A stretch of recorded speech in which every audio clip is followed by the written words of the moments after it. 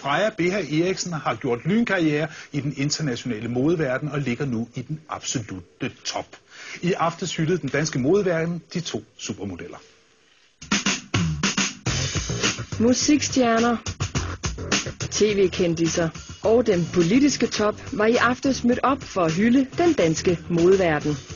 Og naturligvis var modeller og designere også med til Danmarks første modeprisuddeling, iværksat af modekongerne Kim Grenaa og Uffe Buchard. Vi er på verdenskortet, og det skal fejres. Og det blev det lidt forsinket for Susanne Bjerrehuses egen modelsøn, men selv fik hun lov til at overgive prisen til årets mandlige herremodel. Mathias Lauritsen. Og i selskab med Erik Brandt og Jokeren fik Freja BH Eriksen sin pris for årets kvindelige model. Hun havde attitude og personlighedsskabning igennem sit arbejde.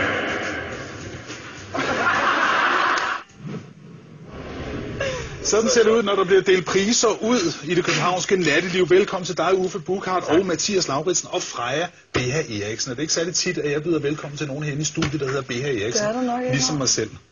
Og er det hyggeligt, fordi vi er faktisk fætter og kusine, men vi har aldrig mødt hinanden før nu. Nej, det er lidt spøjst. Hej Freja. Hej. Synes du ikke, vi ligner hinanden lidt? En lille smule. Ja, lidt. Ja. Sådan kan du godt se. Jo. Hvordan er det at være modelstjerne, rejse rundt ud i den store verden, og så komme hjem og få sådan en pris? Er det godt? Ja, det er det. Synes jeg. Det alle skulderklap er velkomne, og det er klart, altså man tager det jo bare som et klap på skulderen og en recognition, at man udfører et godt stykke arbejde. Det er præcis. Det er selvfølgelig altid dejligt. Uffe, du har jo været med til at arrangere det her Fashion Awards, og du har også været med i dommerkomiteen. Ja. Hvorfor er det lige præcis Mathias og Freja, der så skal have de her priser? Ja, nu har jeg jo kun afgivet min ene stemme. Der er 250 mennesker, der har været involveret fra den danske modebranche og den udenlandske. Og så har der været et dommerpanel, sådan et hardcore inderkreds dommerpanel af 20 mennesker, der har lavet den endelige udvælgelse. Og jeg vil sige, jeg tror ikke valget var særlig svært her, fordi vi har altså 2 verdensstjerner her. Ja, hvad er det, de kan, altså som i forhold til andre modeller? Det jeg synes, at en god model skal kunne i dag, det er jo ikke kun at være pæn. Altså det er simpelthen ikke nok. En god model i dag skal også være en, hvad kan man næsten sige, en form for udfordring for sanserne. Man skal lidt kunne gå på opdagelse i en models udseende i dag, og derfor skal der ligesom noget andet til. Vi taler så meget om X-faktor i dag, og det er det, man skal have. Har I X-faktor? Så jeg op om morgenen og tænker, nej, det gør man det selvfølgelig ikke. Jeg er ikke særlig glad for X-faktor.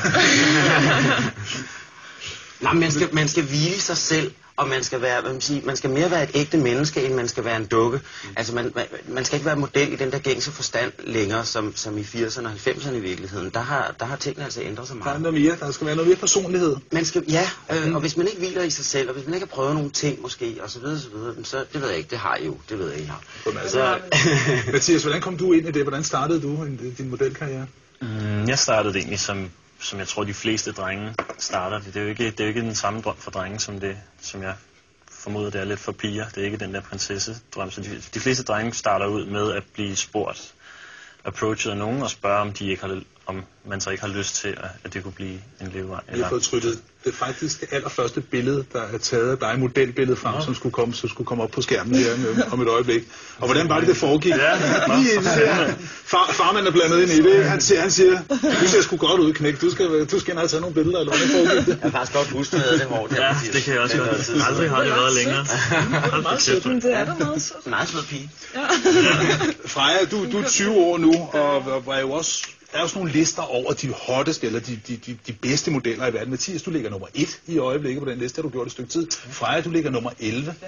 Hvordan kom du ind i alt det her? Jeg blev stoppet på gaden på Gamle Kongevej, og tænkte... Der var en eller anden, der kunne se, der var nogle BH Eriksen-gener der. Ja, lige præcis. Det var lige præcis det, der var. Og så tænkte jeg, hvorfor ikke? Så prøver jeg det der. Ja. Og det har jeg så gjort det i solen, og det gik jo meget. Og det har du ikke fortrudt? Det har jeg aldrig fortrudt. Det har du aldrig fortrudt? Aldrig. Er det et godt liv at være model? Der er rigtig mange, der drømmer om det og tænker, det må være det bedste i verden. Er det bedste i verden?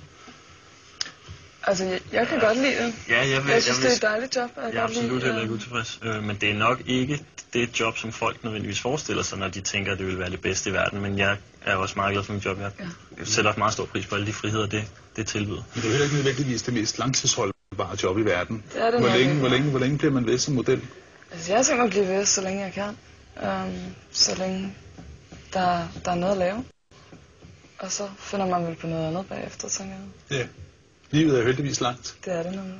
Prøv at høre. Tillykke med priserne. Tak fordi I kiggede forbi. Tak. Tak.